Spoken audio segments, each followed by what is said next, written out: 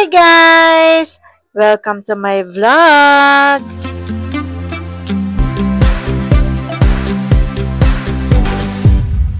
Itong araw na to nga ay birthday ng kapatid ko. Kaya pupunta kami sa kanilang bahay. Isasama ko nga itong si Yumi para naman makalabas-labas siya dito sa bahay namin. Sinasapatusan ko na nga dito si Yumi at medyo hapon na para makaalis na kami. Nox, akala mo naman ang layo-layo ng bahay ng ate ko. Pero dahil tamad ako maglakad, kaya sasakay kami ng e-bike ni Yumi. Yan at pinagpagang ko na nga ang e-bike para makaalis na kami ni Yumi. At eto na, aalis na kami. Road trip, pasok! O, diba? Kaya mo yon? Ayan, at baybayin nga natin itong daan papunta sa bahay ng kapatid ko. Pagpasensyahan nyo na nga kung maalog-alog yung pagkuha ko dito ng video. Kasi tingnan nyo naman yung daan. Puro lubak. Hindi rin naman kalayuan ang bahay ng kapatid ko sa amin. Pero nag-e-bike na din kami kasi nga, tamad kami maglakad ni Yumi.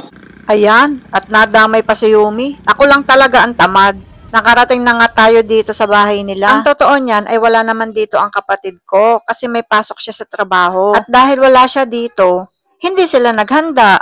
Kaya naman naisipan ko na ipagluto na lang siya para kahit papaano ay makapag-celebrate naman siya kahit sa simpleng paraan lang. At ayan, akala ko nga'y dadiretso na itong si Yumi sa loob ng bahay.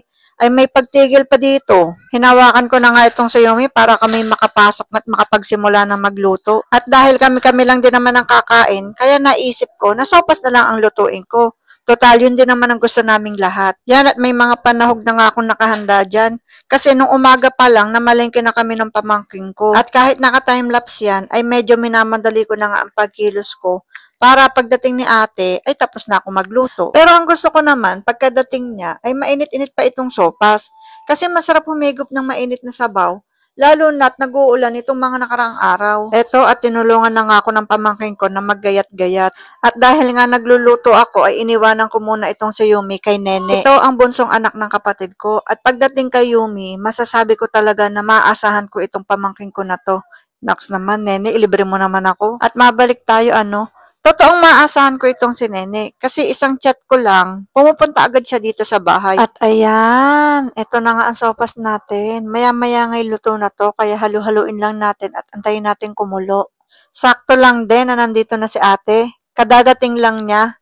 O diba? Mainit pa yung sopas. Ito na nga ang ating birthday girl for today's video. Binati ko na nga dyan si ate ng happy birthday. At syempre, hindi papakabog ang mga anak. Ayan nga't may pa-surprise silang cake para sa kanilang nanay. Tingin ko naman ay kahit papaano na surprise si ate. Wala kasi siyang alam dito. Yan at dito nga ay kumakanta na kami ng happy birthday. Sample ba gusto nyo? Happy birthday to you. Gusto mo yon? Ganyan talaga ako kumanta ng happy birthday. Yung may panginig factor. Bihira ka lang makakarinig ng ganyan. Kasi ilan lang kaming may kaya ng ganyang technique. At dito ko na nga tatapusin itong vlog. Happy birthday, te! Bye!